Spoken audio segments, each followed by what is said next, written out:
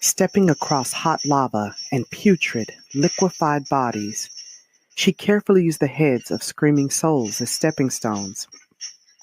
Only the heads were visible, mouths wide open like a gaping abyss, the bodies sloshed together like a grotesque soup.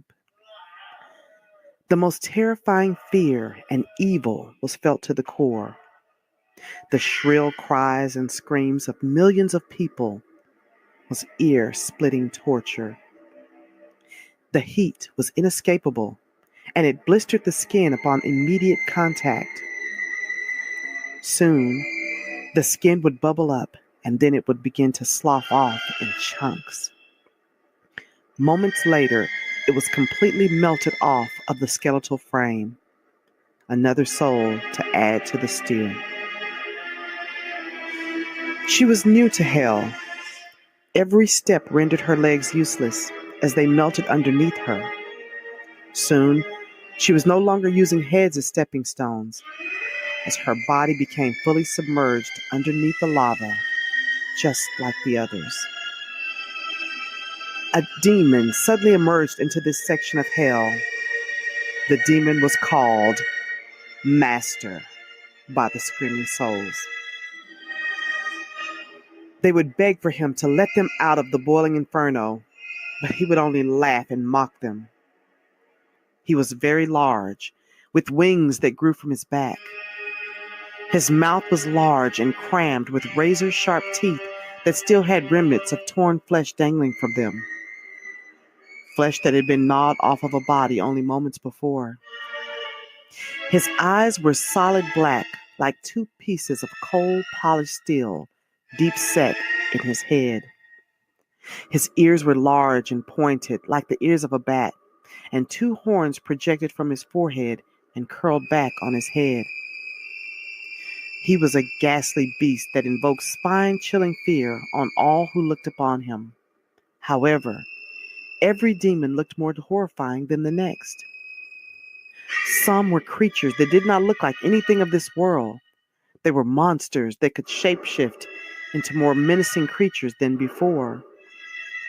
Some were half human and half animal. Still others had the appearance of ghouls or zombies, only they were not like the creatures of fiction. These were far scarier than anything created by man's interpretation. This place in hell was a menagerie of the most wicked and atrocious beings in existence. It was a frightening zoo, only with no bars to keep the animals at bay. Demons both large and small partook in merriments of all sorts. A demon would tear the hearts from the bodies that entered hell, eating the hearts ravenously as blood spurted from his mouth with each bite and ran profusely down his chin. Imps could be seen perched atop bodies, looking back and forth with a wild look in their reptilian eyes. Their shoulders were hunched over in a protective gait, growling as they protected their spoils, the guts from men, women, and children. They would dig their claws deep inside of the body cavity, ripping and tearing the flesh as they stuffed the entrails into their mouths greedily.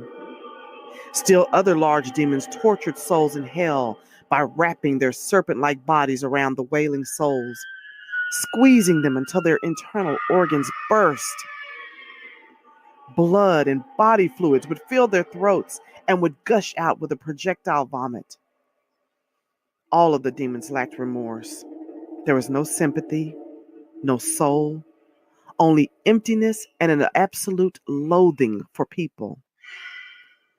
The demon known as Master stepped through the hot boiling inferno, crushing and smothering everything underneath his clawed feet.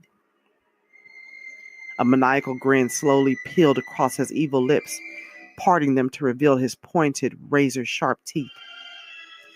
His sinister gaze was nightmarish, was cold and unwavering as he said nothing.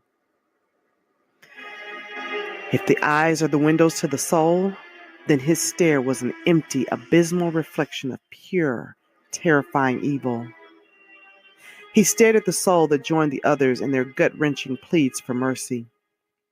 Finally he spoke. Every word bore the heavy burden of a stifling stench that would make knees buckle and stomachs churn, begging for relief. His large black eyes narrowed as he spoke to the weary soul.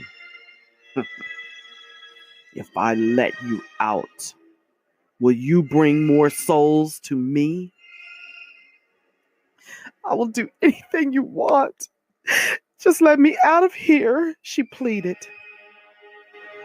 I will make you beautiful and alluring. No one will be able to resist you. You will be famous.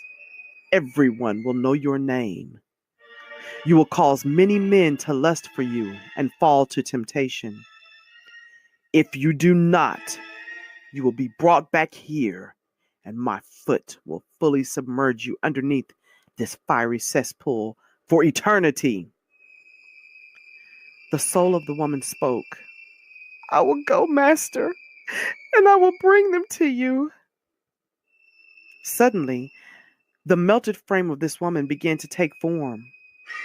Blood vessels slowly emerged and began filling with blood. Skin covered the frame, and this woman became a living, breathing soul again. She stood before the demon and looked around. She noticed that there were thousands of other people going through the same process. You all have an assignment, the demon spoke. Go to the earth with your positions of power. You must work to destroy the people on earth. You must do whatever it takes. Make them fail. Make them enjoy their sins. Make them obey Satan. And bring them to me. All of a sudden, Satan himself appeared. He was very large, and he stood high above everyone in the underworld. Each word that he spoke was heavily clothed with a demented, guttural growl that shook hell. All of the souls, demons, imps, ghosts, and creatures cowered in fear. Our time is near you. You who have the privilege of being assigned to earth must not fail. If you do, you will experience inexplicable pain from excruciating torture and torment for all of eternity.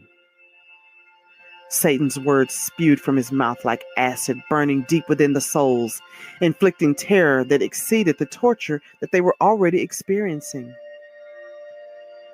Master and the other head demons worked expeditiously to open up the many portals that led from the pits of hell to the earth.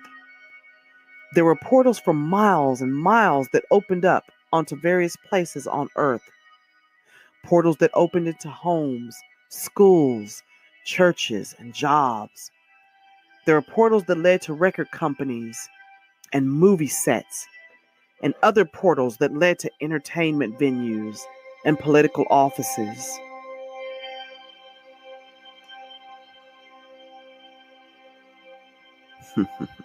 Satan spoke again, overpowering the tormented souls with their vociferous cries of agony that roared like the sound of a rushing incinerator. Now go and deceive everyone. Go to every home. Enter into every heart and leave no stone unturned. No one will be immune to my power.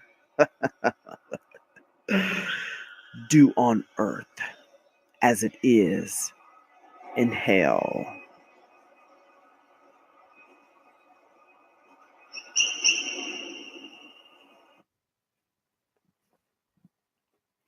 Thank you for listening.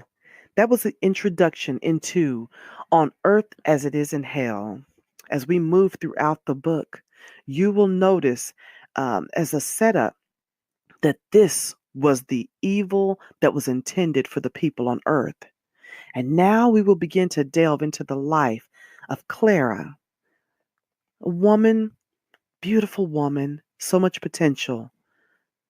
But she stopped believing in God a long time ago due to his lack of intervention in her life when she was already going through what she felt